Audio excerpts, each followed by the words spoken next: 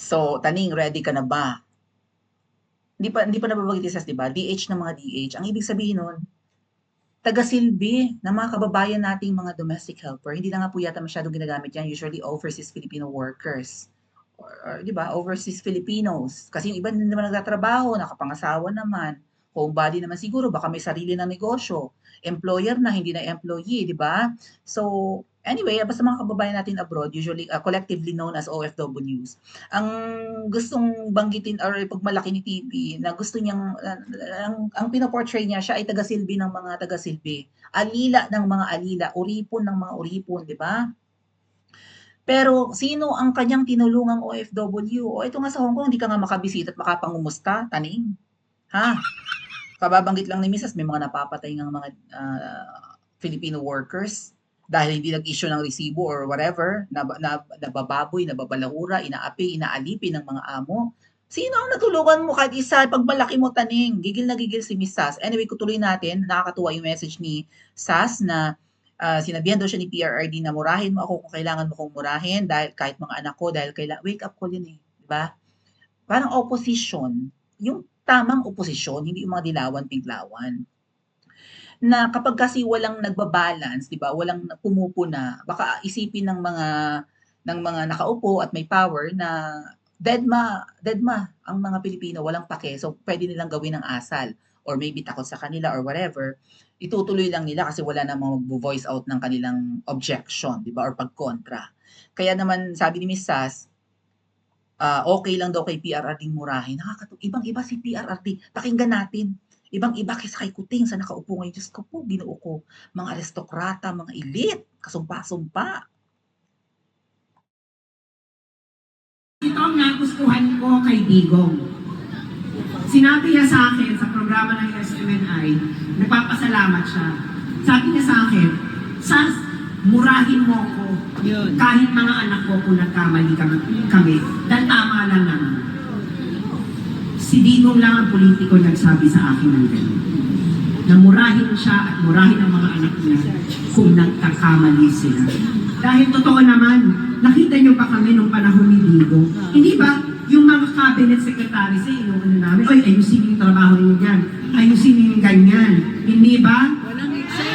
Ngayon, nasa na yung DH ng mga DH?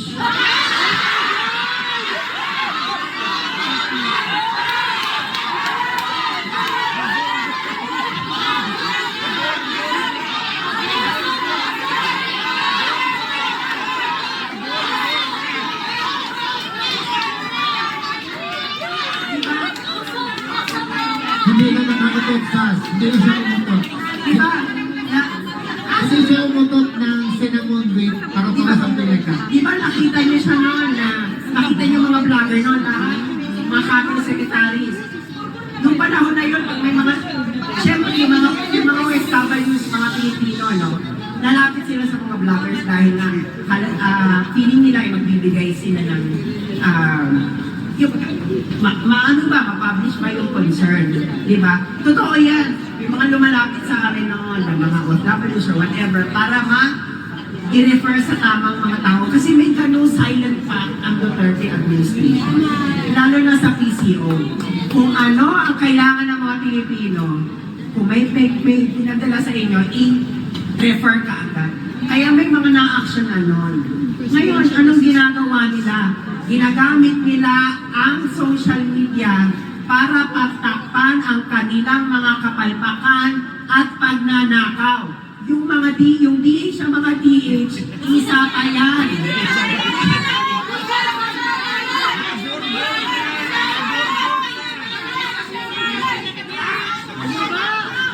Hindi ba?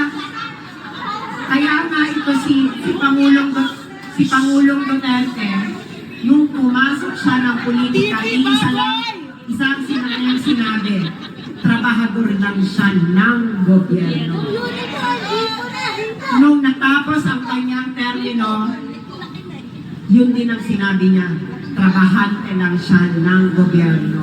Itong nakaupo ngayon sa Malacanang, nararamdaman niyo ba na trabahante siya ng gobyerno?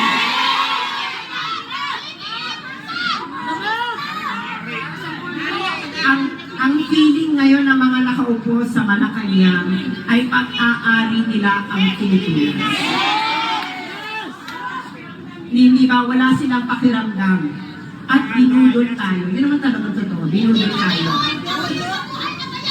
Tama, tama ka, Nay. Pupunta tayo ngayon dahil sa sinasabi ni Naya. Kasi alam niyo po ba ang pillars ng Philippine foreign policy? Ang isa sa mga pillars ng Philippine foreign policy are the welfare and interest of the overseas Filipino workers. So, isa kayong malaking pillar ng foreign policy. Ano ibig sabihin yan? Dapat ang foreign policy ng Pilipinas, kailangan i-address ang welfare interest ng bawat isang overseas welfare Filipinos. Kailangan babalansin mo yung mga interest, may territorial integrity doon, economic security, at ikatlo, yung welfare ay interest ng OFWs. Bakit si Pangulong Duterte ay my friend to all, enemy to none na foreign policy? Dahil sa lahat ng bansa sa buong mundo ay may OFWs. Hindi ka mo pwedeng magkaroon ng kalaban tapos ang mga Pilipino, ang mga citizens mo ay nasa iba't ibang bansa. Dahil para lang yan sa isang barangay. Kung ang anak ninyo ay iniiwan ninyo sa kapitbahay ninyo sa araw-araw, tapos aawayin niyo yung kapitbahay ninyo, hindi ka mabangag. Nagagawin mo yan at ipapahamak mo yung anak mo. Hindi ba? Kaya ganon ang foreign policy ni Duterte. Dahil ang unang-unang mapapahamak pag ikaw ay mainaway na bansa at yung ginagawa nila ngayon sa Pilipinas na ang ginagawa nila ay nagpo-promote ng racism. Pag ang narespakan ay mga Pilipino, anong gagawin nila? Nga. Dahil hindi na nila ito iniisip. Paano ba nila maiisip kung paano nila aaksyonan ang mangyayari? Hindi ba? Kaya mga kababayan, okay, tayo ano na to, papunta na tayo sa afterlife. Ang tinatarget nila ngayon, yung mga anak ninyo. Yung mga anak ninyo na nasa social media, nag-TikTok, nagaganyan. Kausapin ninyo yung anak ninyo. Dahil, malamang hindi, baka hindi tayo makaranas ng wars ng ating bansa. Kundi yung susunod na generation, yung mga anak ninyo at yung mga apo ninyo. Kaya kausapin ninyo yung mga apo ninyo at mga anak ninyo na huwag makinig sa bangag. Huwag makinig sa bangag. At ang ituro ninyo sa inyong mga anak, at siguro isa puso nyo na rin, ay tratuhin ninyo ang bansang Pilipinas na para ninyong anak. Itrato ninyo ang bansa bilang isa ninyong anak. Bilang isa ninyong anak, ayaw ninyo ng inyong anak ay mapariwara. Ayaw ninyo ng inyong anak ay maparbarkada sa maling tao. Ayaw ninyo ng inyong anak ay pinupuyo upang makipag-away. Ang gusto ninyo ay inyong anak ay lumaki ng disiplinado, may patutunguhan, at maayos ang kanyang kinalalagyan. Sa tingin ninyo ba, ang inyong anak na Pilipinas ngayon ay isang anak na lalaking responsable, disiplinado, at may patutunguhang bansa? Sa kalagayan niya ngayon, wala. Kasi nga, ang kanilang concern ay kung paano sila patuloy na magkakamkam ng pera. Ano ba ang nangyayari ngayon? Sino ngayon ang inaaway ni BBM na malalaking tao? Wala. Kung nung panahon ni Duterte halos araw-araw ay may minumura siya.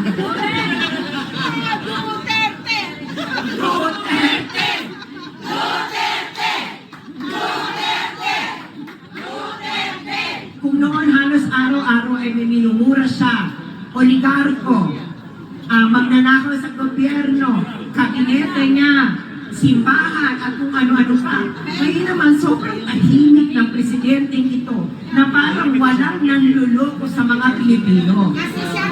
Pero, bakit kasi siya magmumura? Ang mga manluloko sa Pilipino ngayon, mga kabarkada niya at kapamilya niya.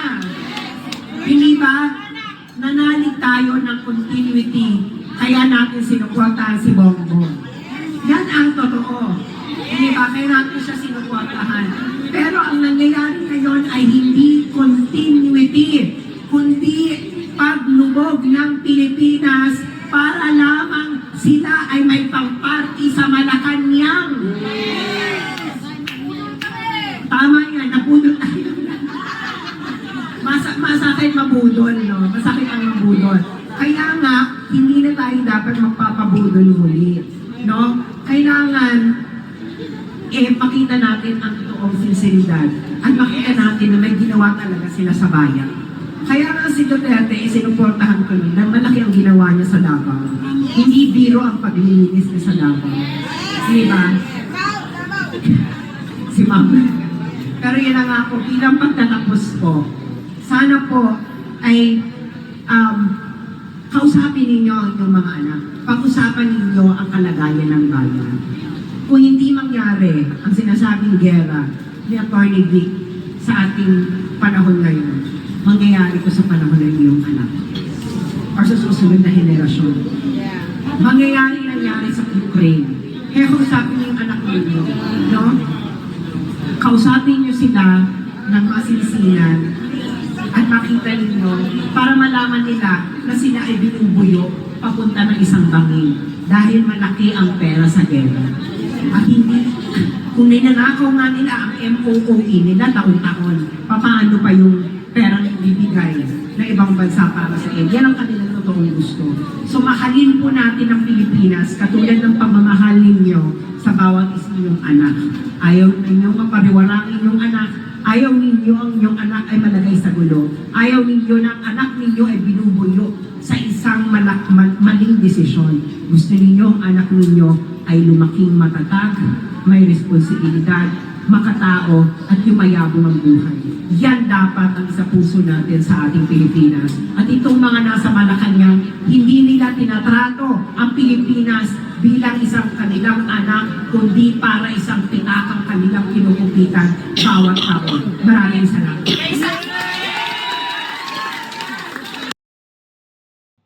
Diba? Oh. At ikaw, Taning, nagbubulag-bulagan ka. Kasi kung ano man ang nakukupit sa pitaka, malamang nakikinabang ka. Hindi man banggitin, nisa sa pangalan mo, sino ba ang DH ng mga DH? At bakit ang lusog-lusog mo? I mean, ubis ka na, Taning, mukha ka ng chipmunk, monay ka na, hindi ka na, dinaig mo pa ang mga ensaymada. Oh. Kasabwat ka ng mga manluloko sa Pilipinas. Nakikinabang ka, malamang ang nagpapaaral sa iyo yung mag-asawang yan. Ano sa tingin niyo mga ate at kuya? Pa-comment po sa comment section at mag-like and subscribe din po kayo.